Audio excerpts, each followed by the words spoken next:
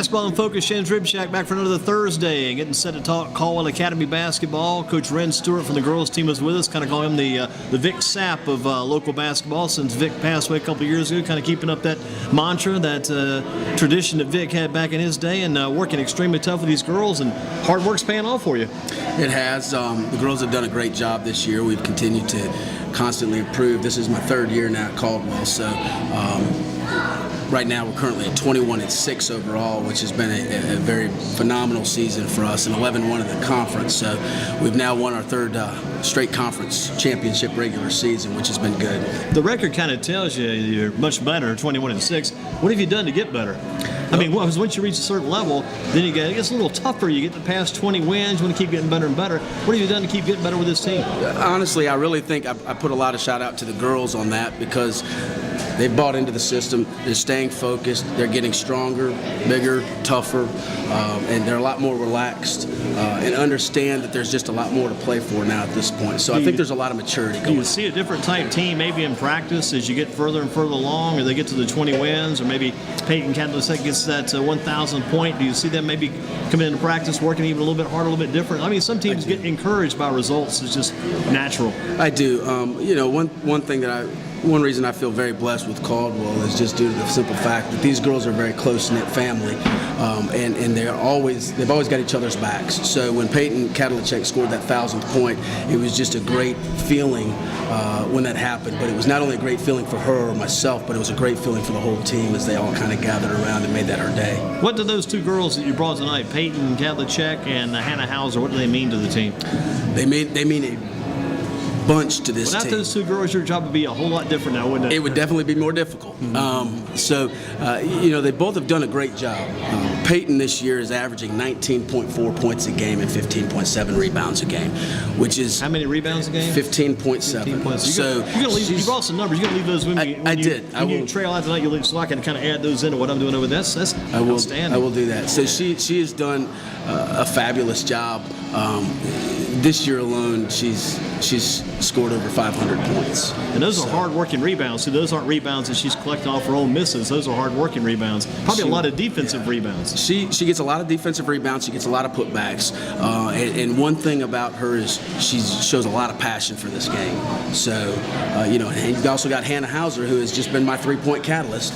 Once again, for the past 3 years, she has been. And we've made some goals, but she's hit 73 pointers already at this point in time. So, what's the most she has hit in one game? Do you know? I think 5 3-pointers. In one game. There was a kid here last week said she'd hit 7 in one game, and I was stunned that her coach sat down and said she said she hit 7. I said, yes, she did. So I mean, it can be done when you get in a certain rhythm, a certain trend out there. Those 3-pointers start to fall, and sometimes it all comes from the same spot. But a lot of times you do have a favorite spot. Well, the other thing that we've got is we've got a very unselfish team. We're not worried about who scores the points. We're worried about Caldwell being on top at the end of the day.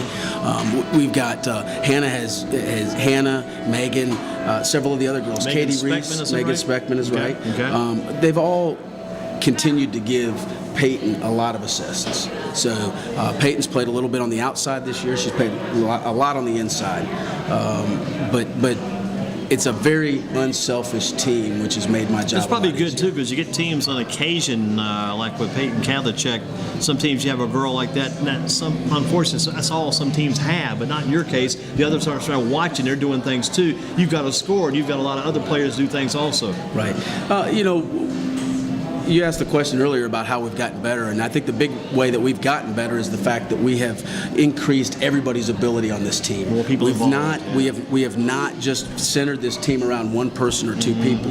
We've got a couple freshmen on the team that have really stepped up, and they've been playing. I've got a freshman that's on the team now, Kate May, who's played very well, and Katie Reese, who's played as an 8th grader on the varsity team and is now a freshman. Another big point that was an added addition to our team this year was Taya Morrison. She came to us from Northeast High School. So she's about a 5'10" player. She averages about 10 points a game as well. So she's done a great job, which has helped be able to allow Peyton Caldwell to play a little bit on the wing as she wants to play at the next level, and she's probably going to be a 3 somewhere at the next level. If we took a look at your team stats, probably see several players around that 10-plus point mark this year, then not just one, but several. Correct. Again, we've got Hannah Hauser's averaging 13.8 points a game. We've got Peyton Kadlacek averaging 19.4. We've got Megan Speckman averaging 8. We've got Taya Morrison averaging 10. So, and then we've got, like I said, we've got a couple other freshmen that are pulling right up on 100-point scores for the season so far. And you mentioned your team is now having nights you may score as many as 70, 80 points in the game. The girls you just mentioned, that's going to count for about 50 of those points right there. That's not bad to have that many, about 4 or 5 kids taking care of at least maybe for kind of about 50 points a game. Absolutely. Absolutely. When these girls finally graduate one day, though, you want to make sure, like you said, those younger kids now are coming along to help you out in the future. Correct. And again, that's what we're doing a lot of. This year has been a year that we have gotten much deeper as a team, so we've been able to give the Peyton Kadlaceks and the Hannah Hausers and the Megan Speckmans and the Taya Morrisons a little bit of a break. Instead of having to be on the court for 32 minutes, they may only have to be on the court for 28. So that has been a massive improvement to our team this year. What's the next step to get your girls to work toward a state? I know they're working toward a state championship. Now, what's the next step to get that state championship, you think? Well, I think the continued hard work is going to help us out a lot. What do you think stands in your way? What's your biggest obstacle right now? It can't necessarily be other teams. It's got to be other factors maybe. What stands in your way of getting to that state championship? I think us, basically. I'm not one to really make up excuses. We can get there. We've got the team to do it. We've got the players to do it. And these girls, like I said, have really stayed set and focused, and that's been a big deal for us this year. 32 and focus has been a big deal for us. So you can tell a lot about a team sometimes, girls especially, and sometimes boys too, and the coach is not with the kids. Maybe they get together before the game, they'll huddle up, whatever. You can tell a lot about a group of kids that are together, the coach is not there, how they act. And I guess with the wins and the development and the success, they're becoming a lot more mature too. Right. They are definitely becoming a lot more mature. These girls, they huddle up on their own. They focus. They know exactly what they're supposed to do. I don't have to do a whole lot of telling anymore. The first year it was a lot of babysitting. The second year was a little bit babysitting, and this year I haven't had to do a whole lot. So they've really fared well. Ren Stewart with us from Caldwell Academy, the young ladies, and having a lot of success this year, 21-6. How far away are you from being maybe to the level like a Greensboro? I hate to use comparisons, but I do love to use comparisons. So I saw you played them this year, and that's one of your opponents. How close are you to getting to the level they're at right now? Honestly, I think that we are at their level this year. And that's the truth. We did lose to them by about 14 points this year. However, we did cut it to 8 points. So the girls did a fabulous job. We just got a slow start. And against a team like that, we all know that you can't get a slow start. You've got to jump on them early and then maintain. And that's a good barometer too, right, to see where you're at. It is. And now, that's always been one of our barometers to measure ourselves as Greensboro Day School. So you've got to be thinking about, I can't wait to get all those girls again next year. Maybe when Tamara Thorpe is moved on, let's see how we fare then, huh? Well, the one thing is, how many she had that game? Maybe 25 or 30. She usually gets that many, close to it. I cannot remember how many she had. I do know I think Peyton had 22 that game. It's not bad at all. So and I think Hannah was up there around 16 or 17 that game. If I can. I bet your players enjoy playing teams like that. Even if they might have taken a loss that day, they enjoyed that because of the experience of it. Well, they do. One thing I've noticed about my team here is the fact that we play a lot harder against better opponents. Right. We do know how to play down to our opponents, which is not a very exciting stat that we like to try to do. But we're always up for the test no matter who we're playing. Who's next? We do not know exactly who will be next. It is the TAC tournament that starts. Everything is done now, regular season? The regular season is done. You've reached that stage. It's hard to believe your regular season is complete. Now you're getting ready for the tournament. Wow, this is a major... We've got the TAC tournament and then the state tournament. So. Yeah. And I remember last year you had to do some traveling too. Your record being 21-6 this year, you may not have to do quite that same bit of traveling in the first couple of rounds. That was a factor, a good thing too for you, right? Yeah, well, that's the hope. And going into this season, we talked to the girls, me and my coaching staff, which I've surrounded myself with 2 new additional coaches as well. So there's 4 of us on the staff now. Trey Hauser, who's been with me for quite some time. Kevin Cavanis, who I've known for some time with some good experience, and Tremaine Dumas. So we've got a lot of good coaching experience, and they have helped out a lot in a tremendous amount with us this year. So as far as the states go, that was something that was discussed early on in the season, and these girls said they wanted to make it again. So it was on them. You thinking you better make it? You went there last year. You want to see them go up a couple of notches this year, keep getting better. Our goal is to get that at least 8 seed. We'd like to get a home game, and that would be a first time in Caldwell history. Again, kind of jumping on. There's several things that we've done this year that have been a first time in Caldwell history, such as a first 1,000-point scorer in Peyton Cadillac. Hannah Hauser is within 110 points from 1,000. She's there too. So yeah. she's going to be there too, very, very shortly. We're trying for this year, but if not, it'll be the first of the year. Yeah, it would be interesting if she gets it. And I'm sure for your girls too, going into this TAC tournament, that's almost like a given. You must perform well there. Correct. You got to perform well there. Correct. You can't go in there and get lax now at all. Right. They understand that we've still got business to take care of. The job's not done. It's a new season as the tournament starts. Mm-hmm. For yourself, you kind of look at things maybe down the road. Where do you see yourself in about 20 years? Coaching-wise, basketball-wise, your future, how's it look? I know it's great right now, but right. got to look toward the future too. Right. I've been very satisfied with where I've been here at this point in time at Caldwell. It's given me a lot of opportunity to coach and teach these young ladies and watch them grow up and watch them mature. Versus, again, at Caldwell we don't recruit, so the challenge is definitely greater. But I enjoy it more because I'm able to see what I've done and how I've impacted these young ladies' lives and stuff. So, what about from the AAU level? I mean, are you coaching at that level in the off season? Able to keep players together, keep working with kids at that level in the off season? We continue to try to keep players together to work. I think as far as the AAU sector goes for me this year, I'm going to try to just go around and watch my players play games and be able to do that a little bit more this year versus coaching one specific team. I kind of cheated myself a little bit last year and didn't get to go see Peyton Cadillac play as much, didn't get to see Hannah Hauser play as much, but I think that I'm going to try to do a little bit more of that this year. Any of your kids have played in the past for Kristen Shelton? Ever play for her? You know Coach Shelton? Yes, Peyton Cadillac played for her. Okay, very good. Very good. Matter of fact, I think she still does play for her. Yeah, because I think Coach Shelton's been with us before in the program. Always heard a lot of good things about her coaching at that level. Right. Always good there. So, if you had to do it over again, you do it the same way you've done it so far, and everything's going right the way you wanted it to up to this point, maybe even better. Who knows? I can't complain. I think everything has kind of gone as planned, maybe even a little bit better than planned originally. So I can't complain. And again, like I said, I'm blessed to have been coaching young ladies like these ladies that I actually have. Fill us in again. How many years now at Caldwell for you? How many years there? This is my third year this year. Third year and up to 21 wins already. So we're sitting here, and we've gotten better each year. The first year we finished 19-11. Last year we finished 16-9 overall, but we did not get to play in the tournament because of the weather.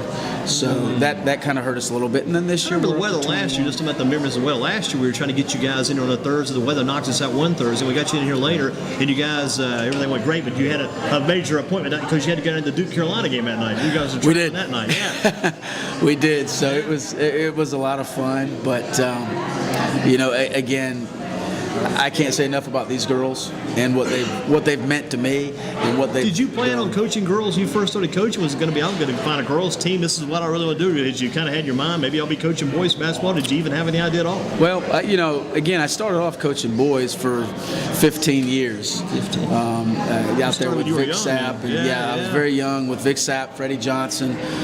So I was doing boys a lot. I have 3 girls of my own. So you're ready. I decided they're getting closer. Well, they're 3, 5, and 14. Man, so, you gotta stay with it now. Yeah. So I said it's time to make that change, and made that change, and I've enjoyed it ever since. I mean, these girls really understand the concept of this game. Do your daughters any play for you now? The 14-year-old played AAU for me, and we're working on her right now to possibly coming to Caldwell. But currently, she's at High Point Andrews, and she did make the High Point Andrews team. She made the High Point Andrews team, huh? Yeah, not too bad. She's on the varsity team. She made the High Point Andrews varsity team. Is she a freshman this year? She's a freshman. Man, that's an excellent team. John Sheeran does a great job with those girls. Yeah, they're very good. I think they could get it. I think the way they're playing, they might have a shot to go deep again this year. They could. They really could. They've got some talent on that team. We're looking to take my daughter away and bring her over to Caldwell. You just about have to, because if she's going to live in your household, she's got to be under your rules and your fundamentals. That's right. You got to get her in that program. That's right. So, and she's in very close with the Caldwell girls at this point. So you had to take a snapshot of your basketball life, get a photo of your basketball life. What will we see when you look at that photo? Just kind of a photo of your life. What do we see? Honestly, just the enjoyment and the passion of the game. And again, I have to honestly say this is one of the best teams that I've ever coached, as I've just watched them grow up, and I feel that I kind of had them from day one. You know, when some of these girls were in 8th grade, some of these girls were in 9th grade. I remember like it was yesterday, my first year there, starting, you know, being that coach that was kind of, you know, on the horse and starting 3 freshmen.